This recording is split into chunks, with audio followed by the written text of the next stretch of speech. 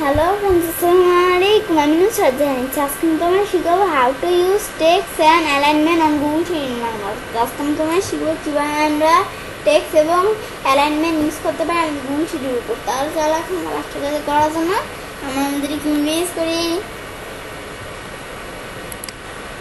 বেশ আমরা আমাদের ইমেজ করার পর আমরা আমাদের Google Chrome ওপেন করি।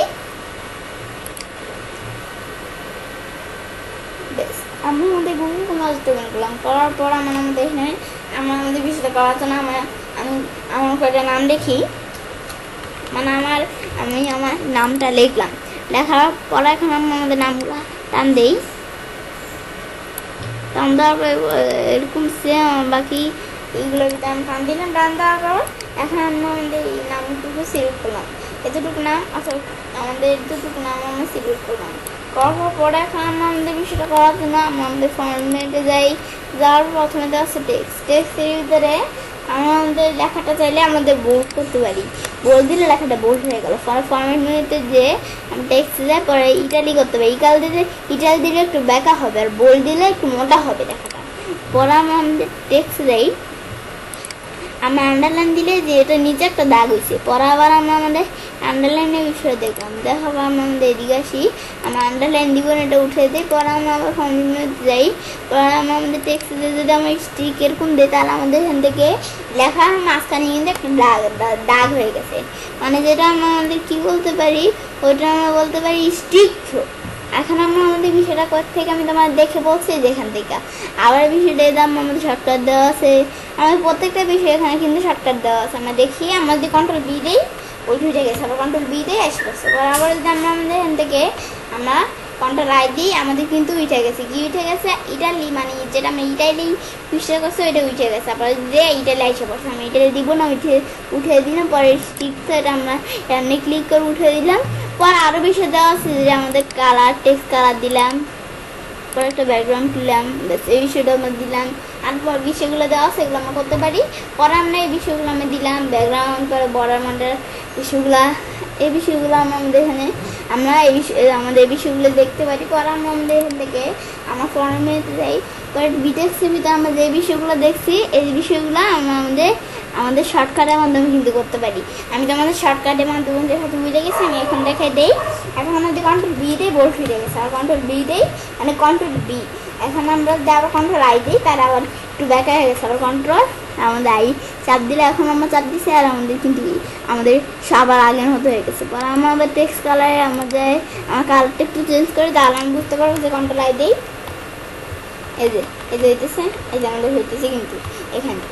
পরে আবার আমাদের এখান থেকে আন্ডারলাইনের বিষয়টা কিন্তু এখানে নেই, কিন্তু আমাদের এখান থেকে ফর্মুলা টেক্সট দেয় এখানে আছে। এখন আমরা আমাদের আন্ডারলাইনের বিষয় নেই, এখন আমরা কীভাবে করবো বিষয়টা কিন্তু আমাদের ফর্মুলাতে আমাদের হাস্যকর বিষয়টা হচ্ছে যে আমাদের কিন্তু ফর্মুলাতে টেক্সটের ভিতরে আমাদের বোল্ড ইটালি শর্টকাটগুলো এখানে দেখা আছে। পরে আমাদের কন্ট্রোল শিফট 5 দিয়ে তাহলে লিখতে হবে, পরে আন্ডারলাইন কন্ট্রোল ইউ দিয়ে। এখন আমরা কন্ট্রোল ইউ দিয়ে আন্ডারলাইন দিই, কন্ট্রোল ইউ দিই না, বেশ। এখন আমরা আমাদের কী হয়েছে, যে আমরা আমাদের এদিকে যাই, যা আমরা কন্ট্রোল ইউ দিয়েছি, আর আমাদের কী হয়েছে, আমরা আমাদের কন্ট্রোল ইউ দিয়েছি, আর আমরা আমাদের এখান থেকে যে লেখাটার নিচে একটা আন্ডারলাইন হয়েছে। এখন আমরা আমাদের এই বিষয়টা এখান থেকে দেখলাম।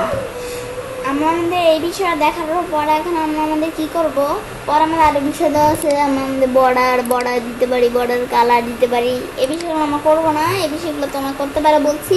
এখন বর্ডার কাজটা আমি তোমার দেখে বলছি। আচ্ছা, এখন আমরা আমাদের এখান থেকে টেক্সটের বিষয়ে দেখলাম, দেখার পর আমরা অ্যালাইনমেন্টের বিষয়টা কিন্তু সহজে। এখন অ্যালাইনমেন্টের ভিতরে আমরা আমাদের যে লেখাটুকু আছে, এই লেখাটুকু আমরা মনে করো আমাদের বাম পাশে নেবো। এখন আমাদের বাম পাশে আছে লেখাটুকু, আমরা সেন্টারে মানে আমাদের লেখাটা মাঝখানে নেব, নেওয়ার জন্য এখানে ক্লিক করে লেখাটা আমাদের মাঝখানে এসে পড়ছে।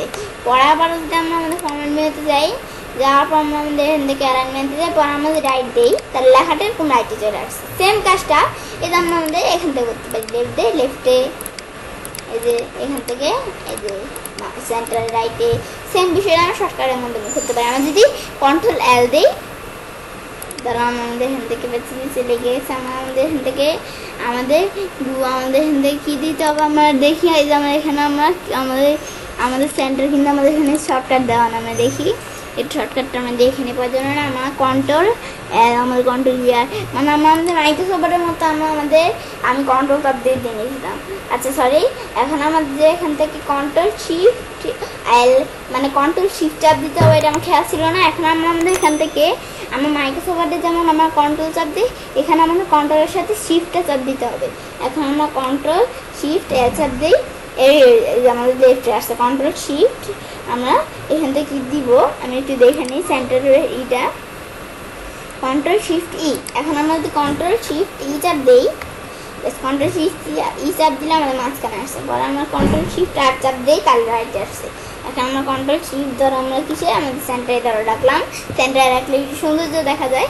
এখন আমরা আমাদের বিষয় দেখলাম ফরম্যাট মেনুর ভিতরে আমরা আমাদের এদিকে আসি, আসার পর আমরা কী বিষয়গুলো দেখছি, এই তিনটে বিষয়। পরে আমাদের টপ মিডিয়াম এই বিষয়টা আমাদের কি, এই বিষয়টা দেখার জন্য এই যে আমরা আমাদের এখান থেকে এই রোটুকু আমরা ধরো সিলেক্ট করি, এই যে এই রোটুকু সিলেক্ট করলাম, বেশি সিলেক্ট হয়ে গেছে আমাদের এই তিনটারও সিলেক্ট করলাম। তারপর আমরা মাউসের ডান বাটনে ক্লিক করি, মাউসের ডান বাটনে ক্লিক করার পর আমি রিসাইজ করতে ক্লিক করি। পরে এটা আমরা ধরো সাইজ কত দিই, এটা সাইজ ধরে দিলাম আমরা 50, আমাদের একটু বেশি বড় দিয়েছি কারণ পরে যদি জাগে আবার যদি আমাদের পরে না বাড়াতে বেশি এখন একটু কমাই দিব। আচ্ছা আমি 50 দিলাম, এটা আমাদের একটু চলে। এখন আমরা আমাদের এখান থেকে এরকম কিন্তু আসছে। এখন আমরা যদি আমাদের এখান থেকে বিষয়টা কেমন করতে পারি, বিষয়টা আমরা আমাদের করার জন্য আমরা আমাদের এখান থেকে এই যে আমরা আমাদের ফরম্যাট মেনুতে যাই, যাওয়ার পর এখন আমরা আমাদের এখান থেকে যদি টপ দিই তার লেখাটা আমাদের টপে আসছে। আমার লেখাটা কোথায় থাকে আমাদের মিডিয়া, আমাদের লেখাটা কোথায় থাকে আমাদের বটমে। এখন আমরা টপ দিচ্ছি, টপে আসলো। পর আবার আমরা আমাদের এখান থেকে অ্যালাইন মিডিয়া, এখন আমরা যদি আমাদের এখান থেকে মিডিয়াল দিই তাহলে যে মিডিয়াল মানে মাঝখানে আসলো। পর আবার যদি আমরা আমাদের এখান থেকে কী দিই বটম দিই, তার আবার আগের মতো হয়ে গেলো। সেই বিষয়টা এখান থেকে করতে পারি পার্টিকুলার এই যে লেফট রাইট মানে আমাদের এখান থেকে আমাদের উপরে মানে আমাদের এখান থেকে টপ দিলে উপরে হবে, মানে আমাদের উপরে নিচে মাঝখানে এরকম অ্যাড করতে পারি।